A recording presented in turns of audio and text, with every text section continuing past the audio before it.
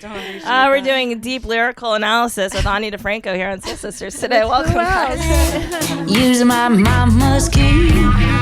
It was all on me. It was all on me. Ani DiFranco, what's going on? I got an album. You do have an album. Today. It's out. That's going on. It's here, guys. It's out in the world. Yeah. And I should also mention we have Lane Moore here today, our special co-host. A couple of new faces for the podcast today, but probably neither are unfamiliar to a lot of you. Okay, so today is the binary day. Yeah. Yay. How does it feel? Thank goodness. Yeah. I was just saying to Lane, it takes it takes years for me to get an album from A to Z now. So it's like finally out, damn spot. Totally. I mean, when you play songs off of it now, I assume that's probably part of the promoing now is doing performances and stuff. Do those feel like newish? No, I know. Well, old, like you haven't touched them in a while. Here's a strategy that I finally arrived upon after, I mean, I used to spit albums out very quickly, and I was on my hamster wheel was spinning very fast for years. So like your entire career. Yeah, just my life, just the earth, I think, spun quicker decades ago. So I don't know. I was keeping up with myself. But then there was a bunch of years where it felt like, by the time the record came out, I was sick of those songs. I had already written a bunch of new songs, and then I got to play those again. Right. Yeah. So this time, I said to myself, after writing and recording the record, I knew it was going to take at least a year before it would be in a little box anywhere but my head. So I put the songs down, and I didn't pound them on the road. Okay. So now I have to relearn them. Yeah. Because it's time for them to be new. I think it's an improvement. So now you can be excited about that. Yes. That makes so much sense because once it starts to come out, you're just like, okay, I hate these. And I remember when I was a kid reading Jewel talk about the same thing because it took her so long to get her first record made. Yeah. And her talking about like, well, I wrote these like 7 years ago, so I'm sorry I'm not as excited as you guys are about my new single that's like not new at all. Right. So yeah. Love that honesty though. Yeah, no, I remember reading that interview and being like, whoa, is that like, that makes sense to me. Right. And now I feel the same thing with putting in records. It's like, even if it's been out for a year, you're like, oh, it's been out for so much longer. Yeah. I feel that way every time I'm at a show and someone plays their, like, one of their big hits and the crowd goes wild. And I have all this empathy for the artist of like, are you so bored right now? Like, how does that, I guess I can ask you now because you're here. How does that feel? Well, like playing the songs that everyone's waiting for, and then you do them. Well, first of all, I've kind of escaped that situation just by decades of not. I mean, I don't have any hits, so that's that. Okay, because you have like fan favorites, maybe. It depends on our definition. Yeah. You definitely have. Well, you have a lot of songs. It's not like you have one song that people are waiting to hear, like some artists. But there are definitely ones where, like, I'm sure you feel like, they're gonna lose it when I play this now. Yeah, I'm sure like people are like 32 flavors. Like I'm sure it's like that's things like that. But I mean, I guess. Like just in relation to a lot of other artists, I think I've steered pretty heavy in the other direction of just changing up the set list every night and subjecting my fans to whatever I'm on about that day. Yeah. And it is, and I think I have more than usual, like people have really diverse takes on my catalog and what they're into. And I know this because when people request songs from the audience, it's like they're all left field. It's like, oh, whoa, that song. I haven't played that in 10 years. No. Oh, that song. That song? You know, and it's pretty diverse. And so, I have no idea how an artist would play the same song every night, even for a year when the record's out or what. I just can't do it. I feel like your music is also well suited to avoid that because people are really tuned into the lyrics of your songs. It's not just about getting that quick high off of like hearing that lick that you've loved your whole life. So even if you hit them with something new or something less heard over the years, they're still listening, so they're still gonna get something from it. Yeah, there's a pretty intense listening, which I'm so grateful for. And I have hundreds of songs to draw from, so which is great now because history repeats itself. Yeah. I'm noticing the longer I'm on the planet. So it's like I have a lot to draw from to apply to whatever moment I'm in with people. Yeah, can you think of an example of that? Like one that you could pull out now and be like, sadly, this is very relevant again. Well, I mean, after the last presidential election, I was like pulling out my songs from the early 2000s and when George W. was installed in office, and that same feeling of just crushing doom, it's like, okay, let's all be happy and whole and healthy, well, with a backdrop of doom, so that I had a lot of songs, I mean, every time there's a gun massacre, I can pull out a song I wrote in 1990, whatever, I mean, and it sounds like I wrote it yesterday, and it's mind-blowing that I felt like the gun violence was at a completely untenable level 17 years ago, it's terrifying how much songs continue to be relevant. Right after this past presidential election, did you have a moment of feeling like, what's the point? Like, this hasn't been enough, the music hasn't been enough? Or did you just feel even more inspired to keep writing the way that you have? I mean, I think like all of us, I was on a roller coaster of many, many emotions. But I really, these days, I feel like there are, as always, many things going on, you know, and depending on your perspective or how you choose, what you choose to look at, I think we are in a deeply regressive, perilous political moment, and I think we're also in an incredibly profound awakening. I mean, in one sense, that's what I'm trying to focus on now, is just the fact that I feel a lot less alone in my political vehemence. Yeah, totally. We've all found our allies real quick. Yeah. And people just willing to talk to me about politics, and patriarchy and just there's an appetite that is like, gives me a lot of hope. It got so bad that people were forced to confront it and forced to talk about it. Whereas before it was like, you knew something was up, but a lot of people were like, oh, you have to really think about it. And people didn't want to do that, which is understandable. But now it's like everywhere you look. It's so bad, you have to talk about it. Right. Yep. Like I think I've heard you say before that you've always been that person who will mention patriarchy in every conversation. And now it happens to be very in vogue to do that. Yeah. So we caught up to you finally. I'm in style. Yeah. Revolution. Right. Back in style. I mean, let's talk about the positive stuff that's happening. Let's try to stay positive, everybody. Yeah. So like Billboard just launched this whole new Pride vertical, and we have a whole Pride Facebook page, and we've had all these artists writing love letters to their community this month, and also writing essays about artists that have inspired them. I don't know if you saw yesterday, Justin Tranter wrote one about you. Oh, cool. He co-wrote a lot of the new Halsey album. Yeah. And Halsey is very flexible with the pronouns that she uses in her songwriting, and so he wrote this whole thing about how you were the first artist that showed him that you could do that. And it was like this really beautiful thing. So that's really nice that's now, I'm sure it feels to you like finally, it's been a very long time coming, but now more mainstream artists are able to start doing that, Yeah. I mean, was it a conscious choice for you when you started songwriting to do that with pronouns? Yes.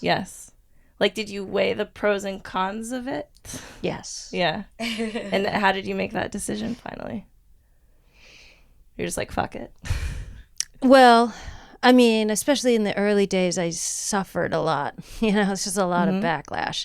I mean, I just, just my whole approach, everything, the sound of the way I was singing and playing, and my in-your-face feminism, let alone the queer thing, and it's just I definitely found, contacted the defensive male, generally, like sort of patriarchal force, it found me.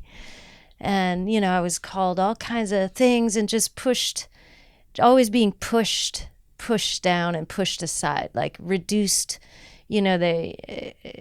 There was a strong energy to kind of write me off, oh, man hater or something, right. and it really reduces you and your art and what you're talking about and the scope of what you're doing. So it's, I can empathize with people who would be in the closet rather than be reduced, in their full humanity, or wanted to sort of escape all of that. But for me, I also had the converse experience of right away of having, and again, in the beginning, mostly young women come up to me shaking and crying and, because of you, I didn't kill myself, or, so look at me shaking and crying. So, and that experience always meant more. It just always meant so much more. So it was like the power of what you're doing. It's like, it's the same, both experiences that are actually the same, because the power of what you were doing is why you were getting that backlash, but the power of what you were doing is why you were getting this positive. You know what I mean? Yeah. I mean, it makes sense. It's very zen. It's got nothing to do with true, me. Though. It's just about like, that person and that person and that person. But they didn't I feel like those people who didn't want you doing that didn't want those women feeling that way. Do you know what I mean? It's like they didn't want them feeling that empowered and whole and okay. And, I feel like there's something, like there's some connection there. Yeah. Yeah. And just the way that we're used to talking those things in the mainstream, like I saw this amazing MTV News video where they interviewed you in 1995.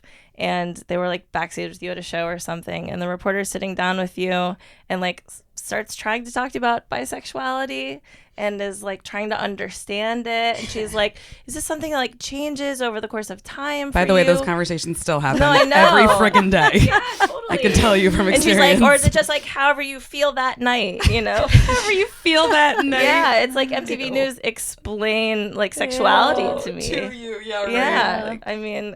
explaining it to you and then asking you to explain it back to her, it sounds like, which is even more upsetting. Yeah, exactly. Yeah. What do you do exactly? Right. Yeah. Is this for men, or because I thought about it? We've come a ways. Yeah, and it takes. I mean, and I just. I like that you didn't say we've come a long ways. Yeah, we've come a ways. We've come a ways, and then we've come back around. It's like a spiraling. Right. But no actual distance, just time. Just time travel. Well, yeah. What is time? Right. But yes, I was aware really early on also that these ideas to me of too private, too personal, seemed like a cop out to me. Because once again, the minute I found the bravery to say that thing, I found out that's not private and personal, that's universal, and so is everything about me and anyone else's. So it was just a matter of how far out on your own limb are you willing to go, how much flack can you withstand, and this sort of all of those conversations along the way that kind of are very square one-y. Right.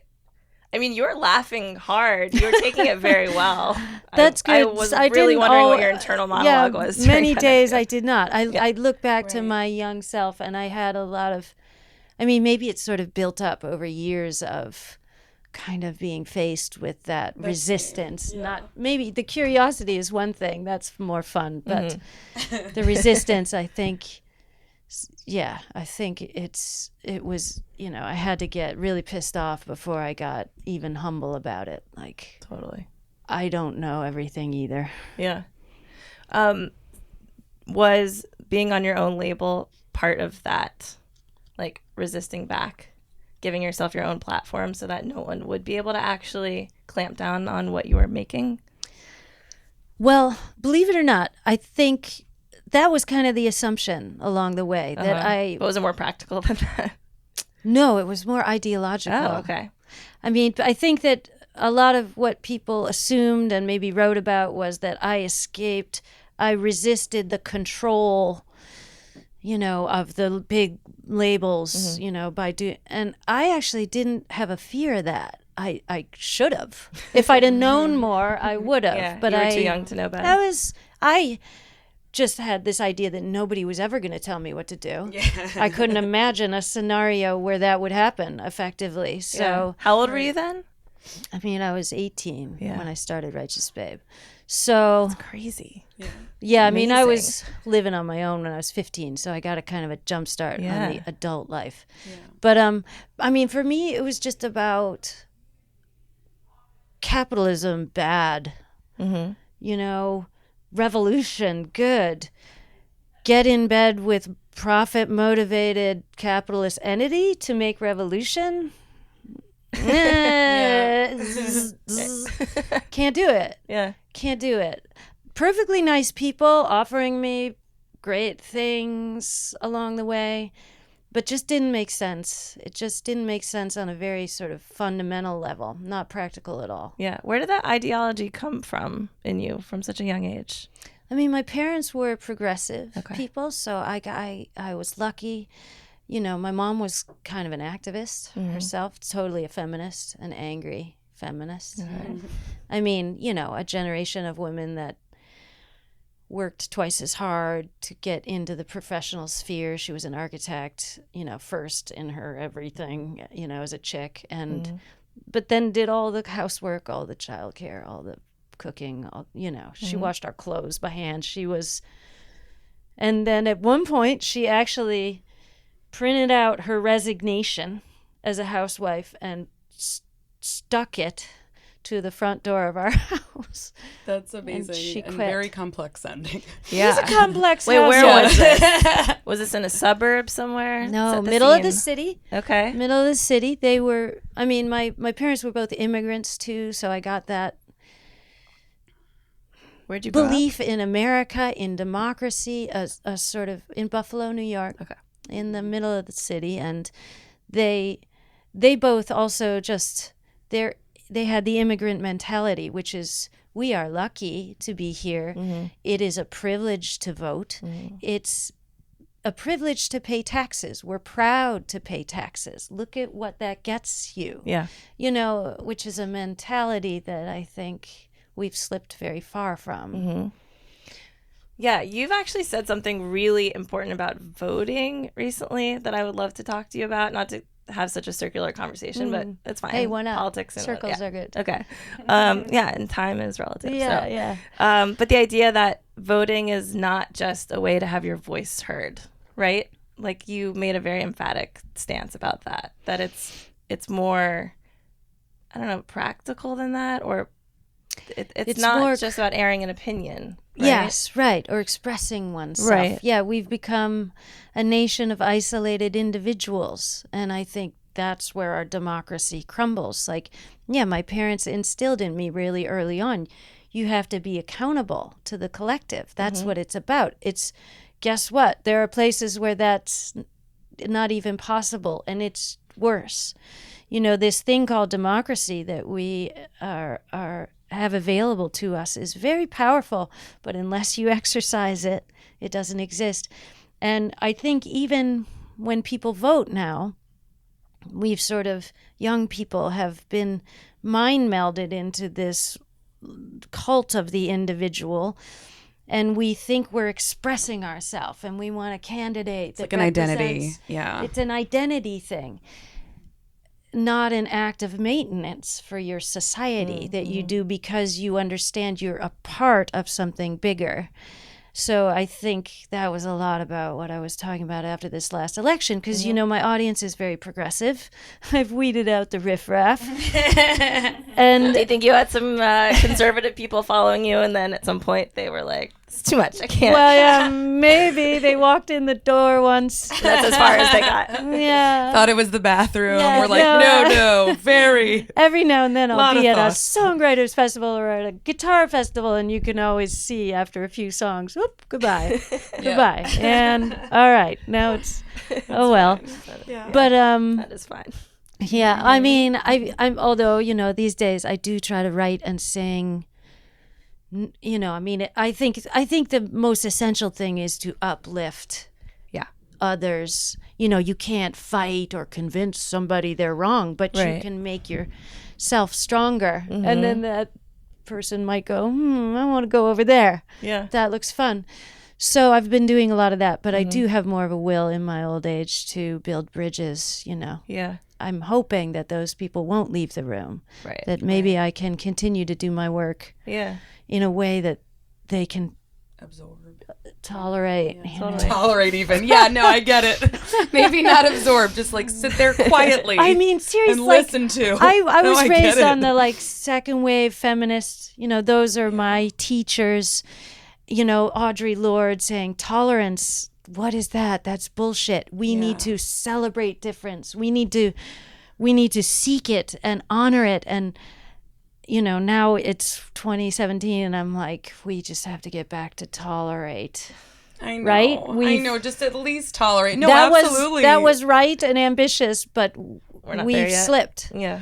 It is. I remember thinking that too, because I grew up in a time where it was like tolerance was the thing they were talking about in school. It was just like tolerance, and I was like, ugh. And also, no one was tolerating anything. Like me and all of my friends, like anybody who was queer, anybody who was different, like we're getting like beat over the head with like 2x4s and all of these things. And it was just like, and this is not that long ago. Like it's like this is ridiculous. But I will say one thing, and it's like I'm sure you've heard this from other people, but I remember in terms of the pronoun thing, like. In my small town, I remember listening to some of your songs and being like, whoa, it's possible to like live in a world or like have a life where like you could be with another woman. Like I didn't even know that was a thing. I didn't even know that was an option. But it's like, I know the wrong person could hear that and think like, oh, you're like convincing people. It's like, no, that's not it. Like this was already who I was. I was already being told that it wasn't okay to feel the same way about men as I did about women. And hearing somebody write about like, oh yeah, this is not any different. Like you wrote about it in such a matter of fact, but also like joyous, rebellious, like just passionate way that was like, you made it sound like this fun thing instead of this like horrible weight, which is how it felt. I know I'm not the only one it felt like, or this just like something that was wrong with me that needed to be buried. Yeah. I mean, that's, I guess, a lot about this new song and record binaries where I'm coming from these days is like, I'm so deeper and deeper in that awareness that you can't be yourself unless you are reflected back. It's your consciousness itself is a loop that involves something other than yourself. There's no such thing as becoming yourself in a vacuum on your own. Yeah. There's, in fact, I think that that consciousness itself is a relationship. That's what I feel like I'm coming to understand through all of these same experiences. It's like until somebody has to say it or show it and you go, yeah, that's me. That's true, me over there. It's the greatest form of connection. So it's like, and you look at just our physical design and it's like, right, everything one ear, can hear but not perceive depth and spatial relation, the full amount of information of the world. It's only in stereo, that we know anything. Yeah. So I'm all about it. Yeah. I'm all about that loop. Yeah, man. Yeah. No, and it's so powerful. And even with, I don't know if we're going to talk about the new album yet or where you're at. I don't want to direct this. You got it.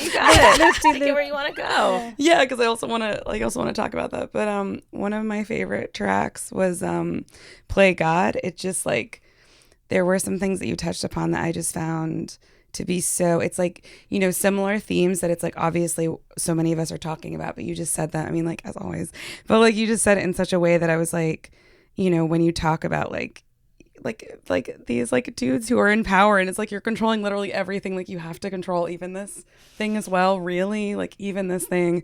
But the most powerful part was when you talk about like, no, you don't get to play God this time, I do. I was like, I think there really is something to that the people who are really, anti-women having control over their reproductive rights, like they want to have power over everybody. And it's like, no, we at least get this one thing at the very least. I mean, those second wave feminists back in the 70s that helped me grow up, they were saying it back then, men are in control of death. That is their power and their providence, the killing. And death is a part of life. Death is a part of our world. But women are in control of life, and men have, it's a greater power. And the early deities, the early goddess worship. You know, the earliest human carvings of god figures were big, bulbous, pregnant women, females. Creation, the miracle of creation happens every day, and women do it. Yeah. And so as agents of creation, we should be respected as such and have agency, because you simply, when you are not a part of that process, you cannot understand it. Even a woman who never gives birth, I mean, it might be more esoteric, but in that song, I try to nod to, what is it, like each month a bill, like, I think, we have this sort of patriarchal, condescending way of looking at PMS, and women are crazy and they're just emotional. Again, it's all dismissive freaks. Because they don't know, because they're not experiencing it. And like, what if society could evolve to understand that PMS is death? It's a human seed, which we've carried since we were born, all of our seeds. It's the hugest cell by far of any human cell, the ovum. It's in there all those years just waiting for its shot, like any seed of anything, just longing for life. And then it's got to give up, and it dies, and part of you dies, and the world spins dark, and it's like you've just experienced the death that is inherent in life.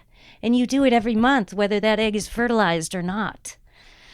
So anyway, I think women know a little bit more about this process and what it means, and you pay into it your whole life, having a reproductive system, no matter what you do with it. Oh yeah, and it's taxed, and all of these it's a bill on so many levels. Yes. On so many, and we're all taught to like not talk about this thing that we have to do. Like it's insane. Yeah. That's a whole other thing. But yeah. No, I know. I was thinking about this the other day. The fact that in offices we still have to be like, hey, do you have a tampon? Exactly. And then you have to like carry it in a covert way, like you have a gun, and it's like, slipping it into my pocket, stealing out into the night. Yeah.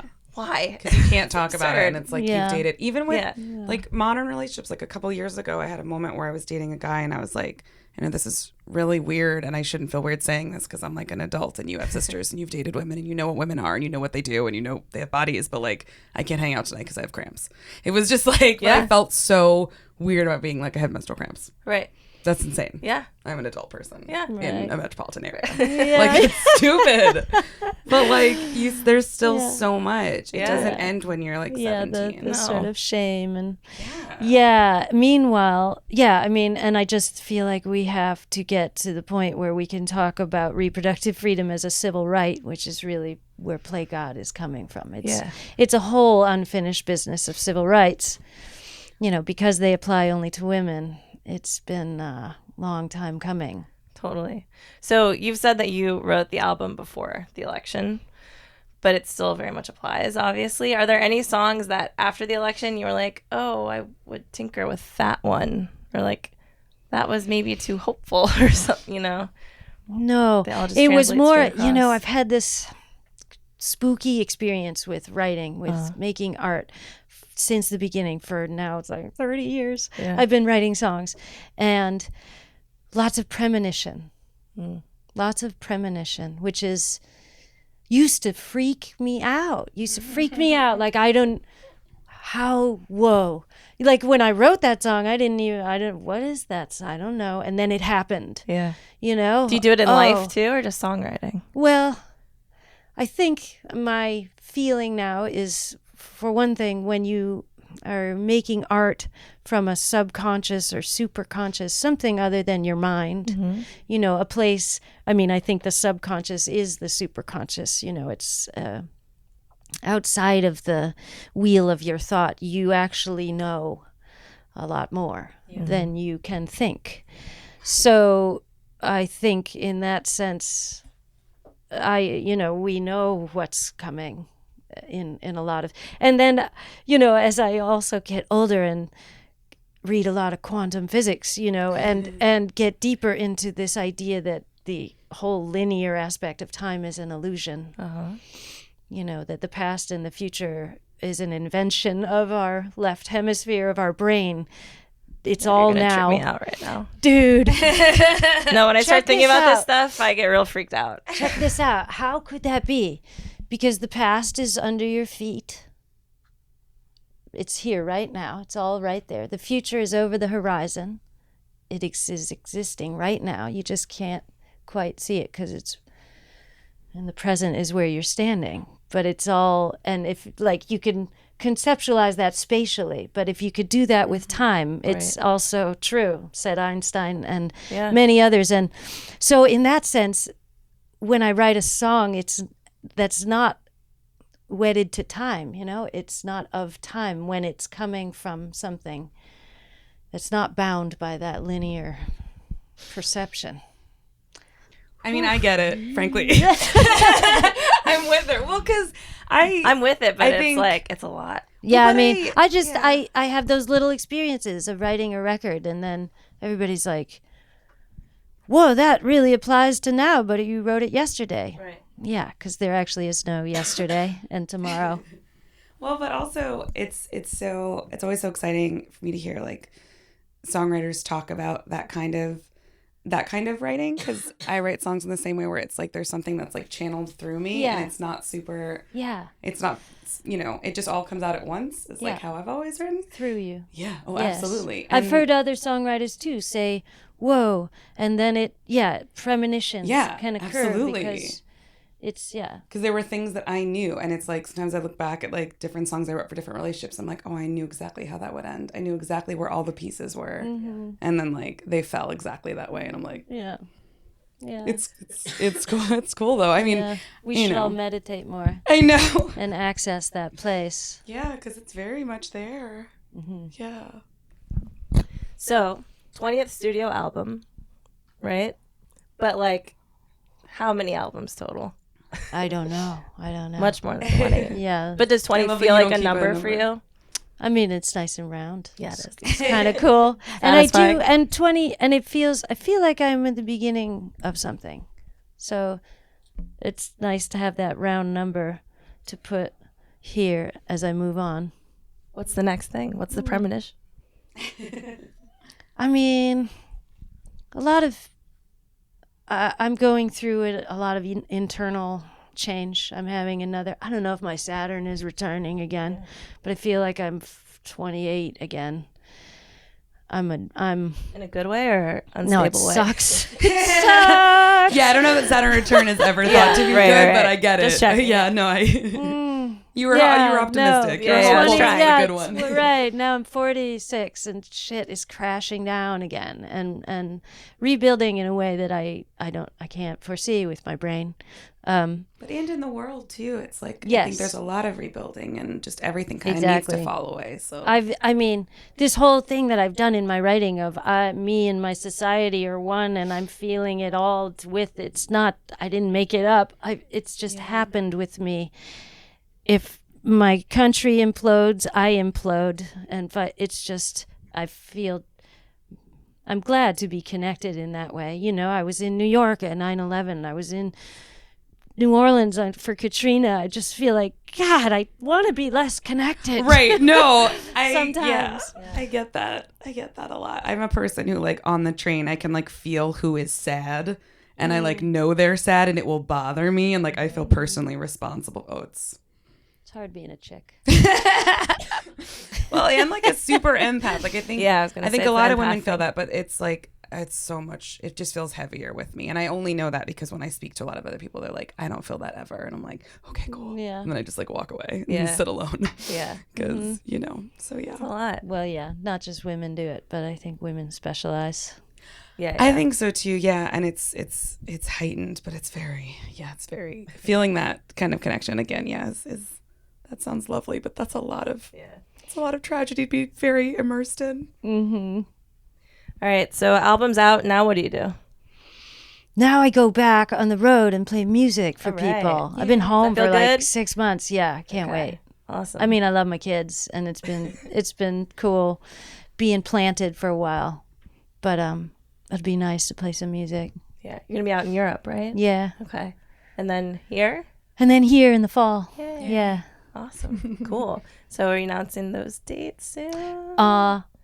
Tomorrow or Monday or something. Yeah? We're announcing Soon. a fall tour. Yeah. Amazing. Okay. Yeah. So I think when this comes out, that should be out. So check them out. Yeah. Check out those dates. Yay. Very exciting. All right. I feel good about this conversation. Yeah. A lot to think about. Yeah. A lot of thought. Yeah, right? Yeah. A lot of things people to Google. Exactly. Yeah. Quantum theory. Yeah. We're good. Awesome. Ani, thank you so much. Really appreciate it. And the album is Binary. And check it out. It's good stuff. And it's got that New Orleans vibe. Yeah. Also. You can feel it in this one. Yeah. It's there. Made in that place for sure. Yeah. It's cool. All right. Thank you. Sweet. Thank you. Thank you. Yeah.